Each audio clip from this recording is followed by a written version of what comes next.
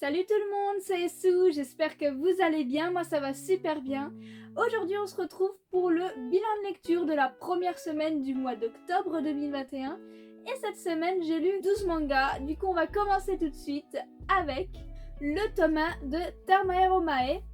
Je vous mettrai le résumé juste ici du tome 1. Donc Tamae Romae c'est édité chez Saka le 14 mars 2012, c'est un seinen. Et il est terminé en 6 tomes, donc c'est une petite série. Pour ceux qui auront peut-être un petit peu reconnu le style, c'est du même mangaka que Olympia Kyklos, une œuvre dont je vous avais déjà parlé dans une ancienne vidéo. Sauf que là, ça parle de bain public. Et franchement, c'est vraiment très sympathique. On a des petites infos qui sont vraiment intéressantes, on a de l'humour, un manga historique, hein. On a des petites pages comme ceci avec quelques infos, on va dire. Et comme pour Olympia Kyklos, les dessins sont juste sublimes. J'aime beaucoup le trait qui est très fin. Vous voyez, c'est vraiment très joli. On a vraiment un dessin très agréable pour les yeux. Et franchement, eh bien, je passe un bon moment à chaque fois que je lis ces œuvres-ci. Ils arrivent vraiment à rendre la chose intéressante et vraiment la série est pas longue, donc je vais vite me la compléter. Le petit bémol que j'ai également relevé sur Olympia Kyklos, c'est qu'en tout cas dans ces premiers tomes c'est assez redondant, hein. En effet on a le héros qui vit en Grèce. Il va être envoyé dans un Tokyo assez récent où il va apprendre plein de choses pour ensuite amener toutes ces nouvelles connaissances dans son époque à lui et les mettre en place, et ceci plusieurs fois. Alors je trouve ça cool, mais certaines personnes peuvent trouver ça redondant. Je sais pas si ça va changer par la suite, que ce soit pour cette œuvre ou pour l'autre, mais en tout cas pour l'instant c'est un vrai kiff et j'ai très hâte de lire la suite. On enchaîne ensuite avec le tome 1 de Skyat Survival. Alors, je l'ai pas acheté à 5,95, je l'ai acheté encore moins cher dans un lot en occasion. Mais voilà, j'avais pas la foi d'enlever l'étiquette pour l'instant, je le ferai un jour. Skyat Survival, je vous mets le résumé juste ici. C'est édité chez Kana le 8 juillet 2016, c'est un seinen et il est terminé en 21 tomes. Il y a une sorte de saison 2 qui s'appelle Next Level, il me semble. Ce premier tome m'a vraiment convaincue, j'en avais entendu pas mal de bien. C'est vraiment sympa, on apprend quand même pas mal de choses dès ce premier tome. Je trouve l'idée aussi originale et je suis sûre que je serais morte dès le départ. Je n'aurais même pas pu traverser les ponts suspendus avec mon vertige, mais c'est vraiment très sympa, j'aime beaucoup le concept. Alors il y a quand même pas mal de fanservice. Alors moi personnellement tout ce qui est fanservice ça me dérange pas, mais je sais que ça peut en déranger certains. Voilà, on a des plans, on a souvent des plans culottes où l'héroïne a des positions un peu étranges parfois quand même. Mais enfin moi personnellement je m'en fiche, mais voilà, je sais que ça peut en embêter certains. Je peux concevoir, hein. Mais en tout cas ce premier tome est vraiment très bon. Il nous donne déjà les bases, des informations assez intéressantes et il donne vraiment envie de lire la suite. Surtout que ça s'arrête en pleine action, on va dire, donc je vais vite me trouver la suite et poursuivre ma lecture. En plus de ça, j'aime beaucoup les dessins. Je les trouve très jolis. Les personnages sont très bien faits. J'aime beaucoup. On poursuit ensuite avec le tome 1 des vacances de Jésus et Bouddha. Encore un manga que j'ai eu dans un lot en occasion. Je vous mets le résumé juste ici. Donc Jésus et Bouddha, c'est édité chez Kurokawa le 10 mars 2011, c'est un seinen. Il est actuellement en cours en 17 tomes, je ne connais pas encore la date du 18e, je crois que le tome 17 est sorti il n'y a pas longtemps en plus. C'est vraiment une série sympathique qui me tentait pas mal, elle a vraiment attisé ma curiosité. Franchement c'est assez drôle, voilà, on a Jésus et Bouddha qui sont en vacances sur Terre ensemble, il y a des situations assez grotesques, assez drôles. Les deux personnages sont vraiment drôles, sont hauts en couleur. Le Jésus qui se laisse aller par rapport à Bouddha qui est un petit peu plus carré. Et voir en colocation c'est juste hilarant. On passe vraiment un bon moment en fait, c'est une lecture chill. En plus les dessins ne sont pas vilains. On a vraiment un humour très décalé, c'est très sympa. On a en plus de ça quelques informations par rapport aux deux religions. Et franchement, c'est vraiment une lecture chill, très sympathique. Donc je vais la continuer et à chaque fois prendre du plaisir à lire cette série qui n'est vraiment pas prise de tête et avec nos deux héros qui sont plutôt bien attachants. Ensuite, j'ai lu les tomes 3 et 4 de Fire Force. Voilà, j'ai continué cette petite série qui est plutôt sympathique. Fire Force, c'est édité chez Kana le 8 septembre 2017 pour le tome 3. C'est un shonen et il est en cours actuellement. Le tome 21 sortira le 21 janvier 2022. Et bah écoutez, pour l'instant j'aime toujours Fire Force, j'en suis arrivée au tome 4, je suis encore au début. Je découvre certaines informations un peu clés, j'ai envie de dire, des choses intéressantes. Je sens que ça va un petit peu se pimenter par la suite et je l'espère. Bon, par contre, il y a des gens qui me disaient que j'allais apprécier Arthur par la suite, celui qui se prend pour un chevalier. C'est toujours pas le cas, je ne supporte pas ce personnage, je ne l'apprécie pas du tout, je ne le trouve pas drôle et je ne le trouve pas intéressant. À un moment il disparaît même, je ne sais où d'ailleurs. Et c'était pour mon plus grand plaisir, franchement il m'avait pas manqué. C'est horrible et c'est assez direct de dire ça, mais pour l'instant il ne m'inspire rien du tout, je le trouve vraiment pas intéressant. Je le trouve même assez lourd. Alors qu'à côté notre héros je le trouve vraiment sympathique. Il fait des efforts, il fait de son mieux et il a vraiment pas mal de bonté en lui et franchement, il me plaît bien le petit.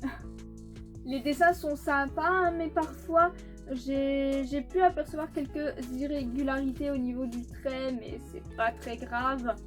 Ça reste quand même assez agréable à parcourir.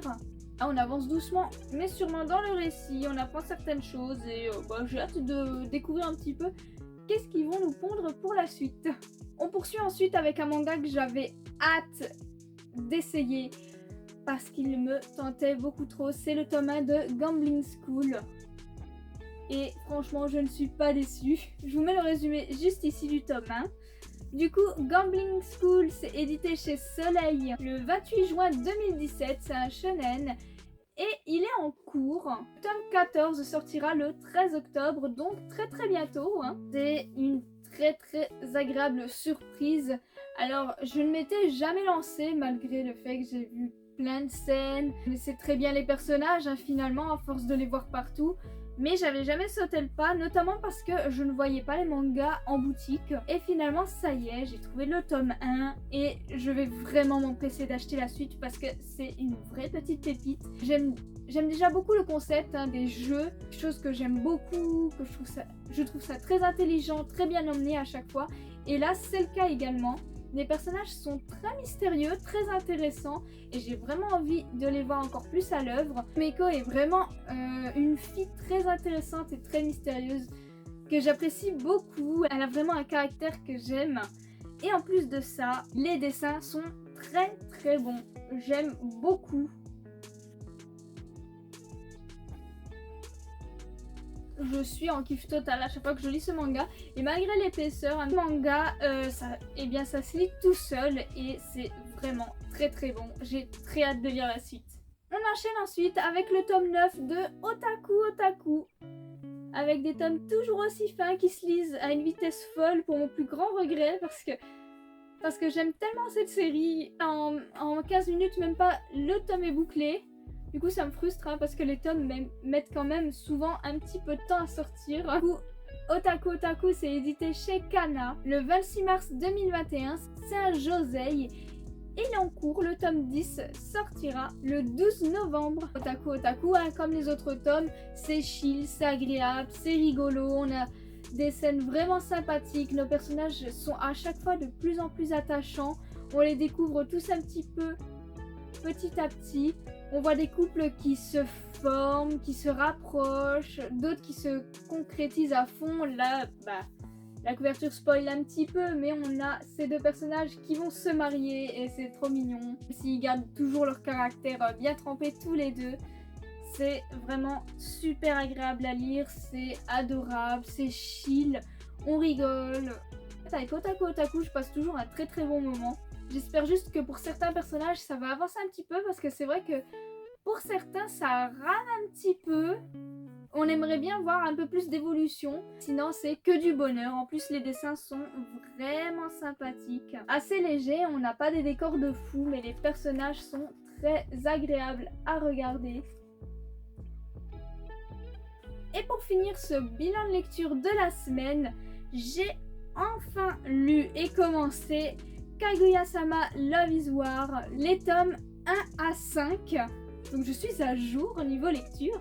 Franchement, j'ai bien fait d'acheter les tomes, même si j'avais pas encore lu le tome 1, parce que j'ai pas mal apprécié la série pour tout dire. Je dirais pas que c'est un énorme coup de cœur, mais j'ai vraiment pas mal apprécié.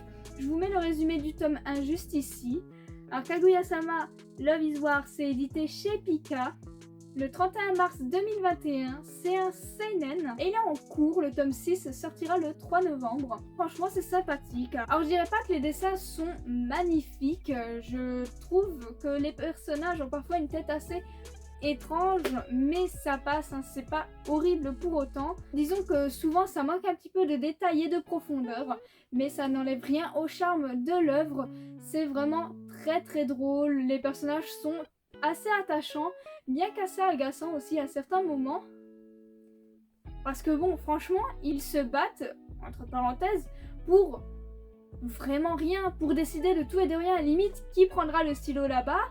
Ils vont faire une espèce de bataille psychologique. Vraiment, ils font ça pour tout et rien. Ils ont une fierté de malade. Et c'est parfois un petit peu fatigant, j'avoue. Parce que tu vois bien qu'ils sont en train de se kiffer de plus en plus. Et ils sont vraiment beaucoup trop têtus, même pour des trucs débiles parfois, qui leur ruinent leur journée, leur morale ou les font parfois tomber malades, c'est quand même abusé. Bon, ils sont comme ça, on ne les changera pas et c'est quand même rigolo. On espère juste quand même que ça va continuer à évoluer par la suite. Parce qu'on pourrait aussi dire que c'est un petit peu redondant à force. Mais on voit qu'il y a de l'évolution en même temps qu'ils font tous ces petits duels psychologiques. Ils avancent très doucement mais sûrement. J'ai hâte quand même d'en voir plus, de les voir un petit peu évoluer. Et bah écoutez, on passe un bon moment en lisant Kaguya-sama Love is War. Ça se lit tout seul. C'est drôle, un peu perché aussi des fois. Non, franchement, c'est une bonne lecture. Après voilà, je vous montre juste les dessins et comme je vous disais... C'est vrai que j'ai complètement oublié de vous montrer les covers, excusez-moi. Donc il y a le tome 1, le tome 2, le tome 3, le tome 4, le tome 5. Et c'est ainsi que se termine ce bilan de lecture de la semaine. J'espère que la vidéo vous a plu. N'hésitez pas à me dire vos lectures de la semaine et si on a des lectures en commun ou non. Vous pouvez également me suivre sur Instagram pour suivre toutes mes reviews sur tous les mangas que je vous présente chaque jour. Et sur ce, eh bien passez une bonne journée!